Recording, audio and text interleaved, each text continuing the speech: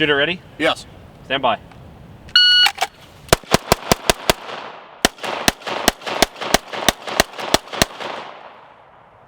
.46.000001 split times. Sick.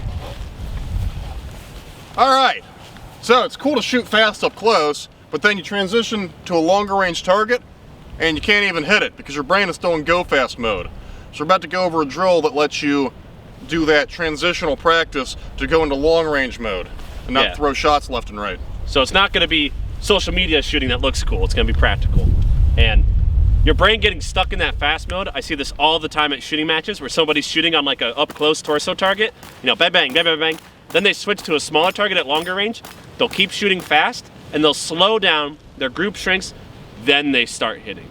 But wouldn't it be more beneficial to just slow down off the bat and make that first shot hit?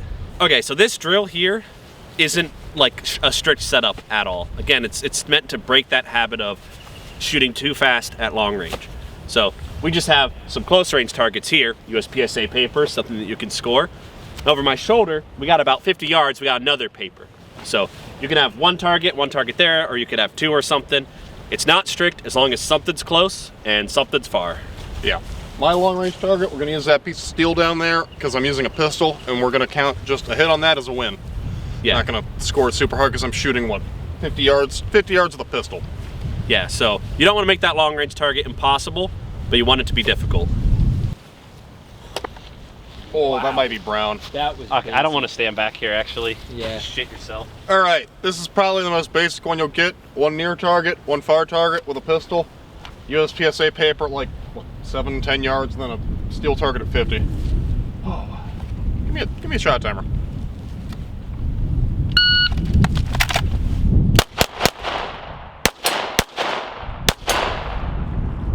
All right, so here's a slightly more advanced variation. We're going to engage the two close targets with rifle, and then switch to a knee and engage the far one, 2 rounds on each. Is the shooter prepared to be killed in the streets? Yee.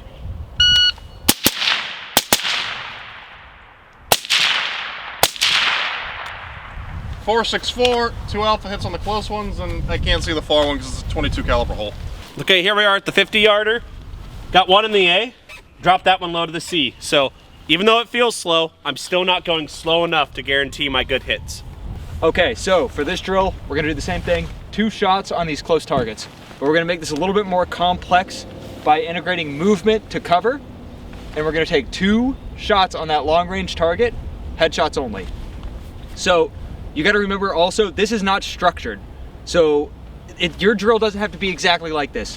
You need to do whatever you can to get your brain to switch from shooting fast to switching to a precision fucking shooting position. Ready.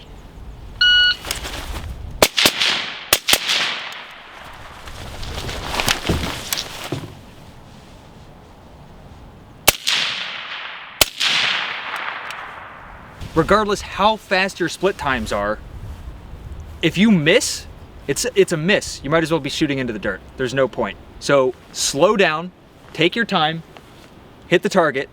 The more you do this, the more you practice, the faster you will get. I promise you that. Here's another variation. And again, gotta be a ton of variations because you make the drill whatever you want it to be, as long as you're going close and far. So we're gonna do rifle at long range first, then switch to our pistol, and then engage the close range ones. 2 rounds on each target. Ready.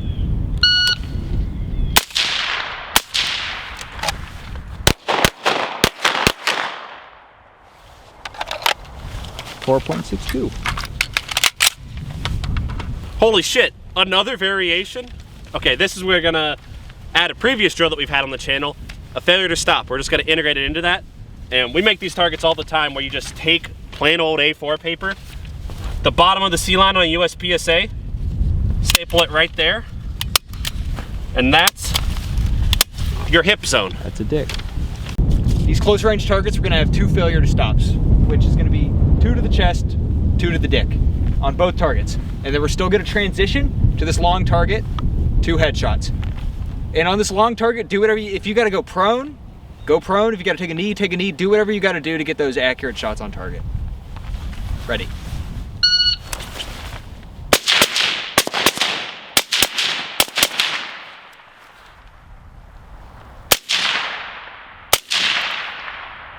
Okay, so that's our near-far drill. It's kind of hard to call it a drill because you can set it up however you want. It's not this Zoomer TikTok drill that you just go do it in 3 seconds and it looks really fucking cool because it's at 5 yards, all right? It's starting to push out to some more practical ranges. And it's like, okay, it is fun to shoot those close range drills. And it is fun to be like, oh, here's my 3 second time, here's my 2.6 second, right? Having some kind of measurement. But is it the most beneficial drill for you? Something like this where it changes up a bunch, you can vary it all over the place, and your time doesn't really matter. It's just a metric for you to measure yourself. Something along those lines. And it can be a boring watch, I guess, but you know, it's something you can go set up and shoot. At the end of the day, just remember, get out there and practice. Like, there really shouldn't be any excuses. And I'm about to make an excuse, but I find a way around it. I'm in a country, I haven't shot for a year, an actual rifle. And I'm in a country now where I can own a rifle, but it's so expensive to shoot, and I can't shoot the way that we train here. Whatever means possible, even as cringy as it sounds, if it's airsoft doing dry fire iterations, get in those iterations and practice and retain your skills. Do whatever you have available to you within your means, your budget, what be it. Like, find a way, find time, make time. You will get better and you will retain your skills. Yeah, like, I mean, I haven't shot in a year and I've just been practicing with airsoft guns and we're 90% of the way there. Yeah, this is the power of airsoft. Yeah. But yeah, it's like you shot so much stateside when you were living here that you've built up this hard 80% of your skills are built up from shooting thousands and thousands and thousands of rounds. You're gonna retain those 80% of skills forever as long as you like handle a gun a little bit. Like even just pick it up and aim it every once in a while. It's very important. It's that last 20% where now you gotta push thousands of rounds into it to get that last tiny bit of perfection out of it. Like We're I think looking for proficiency here. Yeah, the saying is something like 10% of the work gets you 90% of the product. Then that last 90% of the work is perfecting the 10%. Something like that. Yeah, so there is an importance to going out there and getting high round counts. And once you have that base level of skill with a little bit of maintenance, you're gonna keep that. You can just fly in, I can throw a rifle that's not yours in your hands, and you can shoot pretty damn good. Yes. So in short, to stop the rambling, don't be a fucking wiener, get out there and fucking train. Don't be a wiener. That's pretty good.